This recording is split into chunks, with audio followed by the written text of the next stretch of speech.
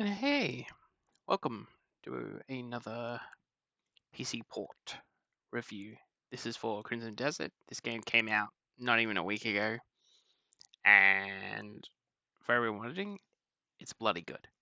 But anyway, let's let's talk about the port. So the port is actually pretty solid. It is fairly well optimized on standard PCs. If you have an NVIDIA or AMD card, you should be fine. But if you are running an Intel, unfortunately, you're shit out of luck there. They're just not supported currently, which is disappointing. But it is what it is. The other thing is with handhelds, it looks like, well, I think it can run on the Steam Deck. No, sorry, not the Steam Deck, on the Rogue Ally because of Windows support. Anything that's running like Linux, this game just doesn't support it very well, unfortunately, for those users. But if you are using a Windows-based device, then you shouldn't have too much problem there. So, okay, if we look at our settings, so there are some good options of stuff you can do. Basically, you can run off native FSR, DLSS. There is actually a couple of different options for DLSS. From what I've been told, people say to use 0.5 just because it's got some extra stuff. So recommend running the best version of DLSS that your NVIDIA cards can support, or if you're AMD, just run 3.1. Anyway, in regards to resolution, the recommendation that I've seen is you probably want balance. That way you're going to have the best quality image and also keeping high frame rate as you can. I just have this stuff off. Contrast I've left at 50, as I found it's really finicky, so it does adjust a lot. So I've just left it at 50. I've kept these off. You can probably put them VSync on if you want, but I've kept it all off. When it comes to graphics, I've pretty much left everything as high. Most of these don't have major effects on your frame rate, so you can probably fiddle and play around with them as you want. The only thing that I've turned off is ray tracing and just the advanced water effects. I feel like they're unnecessary, so I've just turned those off. And the only other things under accessibility, I have completely turned down particle effects, and I have turned down blur and sensitivity down to 16, which I think definitely improves the game a lot. Depending on the areas you're in, you can get some very good frame rates. Most of the time, I've been averaging probably about 70 or 80.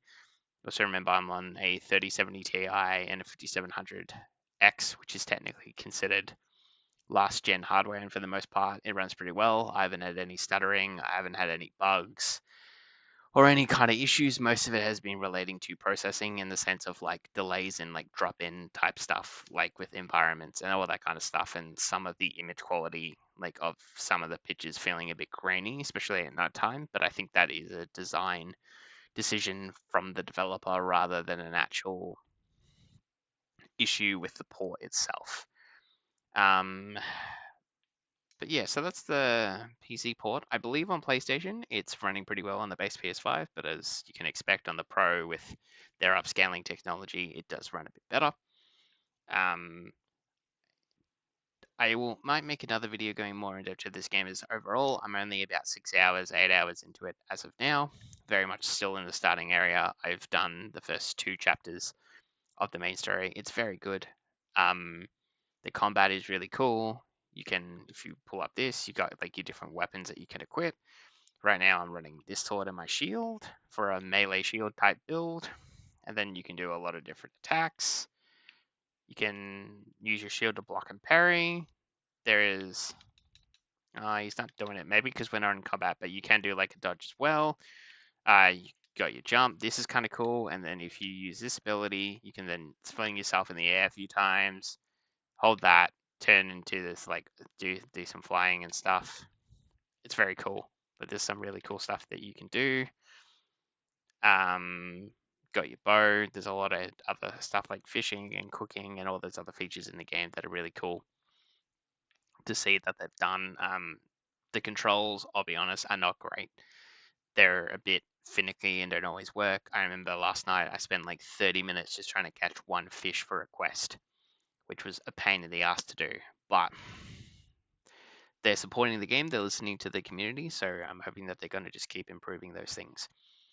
The main thing to talk about is they have made a lot of changes with the first major patch, 1.003, which has been a huge game changer in the sense of content that they have provided. I can already see that like things are loading quicker. You can, when you learn how to do an activity, there's like a bar that fills up way quicker. Now, when you pick up like flowers that you find on the countryside, I'll see if I can show it. Like you now, instead of getting like one per pickup, you're now potentially getting like 3 or 4, sometimes 7, depending on the item. So that's really cool. They've made some adjustments to like health and how much health you get from recovery and of items and stuff. As you can see there, we just grabbed 3 rosemary, so that's really nice. Another thing is with the inventory, you will gain 3 spaces every time you do a quest. There's all these different quests for these towns. There's faction quests as well, and they're really good and fun to do.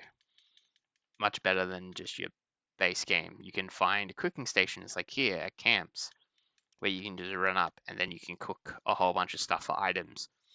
You can definitely buy different stuff from merchants and stuff, but to be honest, I haven't had to so far. I've just been finding a whole bunch in the world. Like I was literally doing some quests, and if I go to my inventory, like if we scroll down to here, look at all this meat that we found, literally from doing some main quests.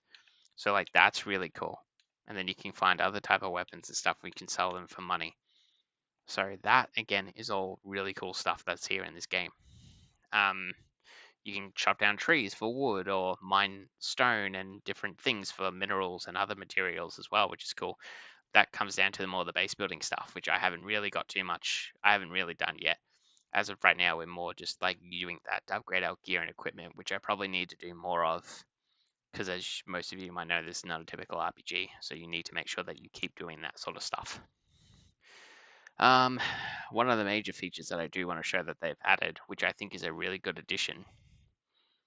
So if we run to our little tent, we now have a chest, which you can then open our private stash.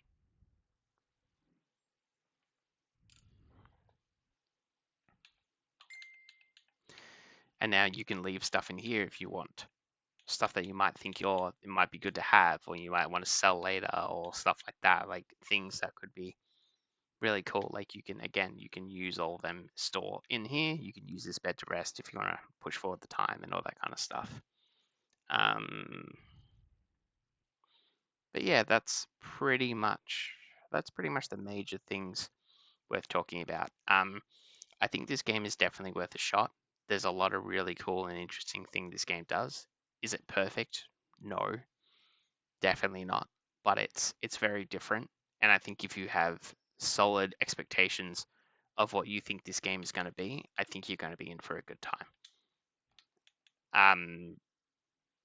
But obviously, if you don't, and you want it to be The Witcher 3, as an example, like a really heavy narrative-driven story type game, that's just not what this is. And I think you're going to have more of a bad time with the game. But if you have measured expectations and you know what this game is and you know what it's going to be, then I think you can be in for a really good time. Anyway, I'm going to wrap the video here. If you like the video, comment, share, all that lovely YouTube jazz that everyone talks about, and I will see you all in the next one. If I can figure out how to end the video.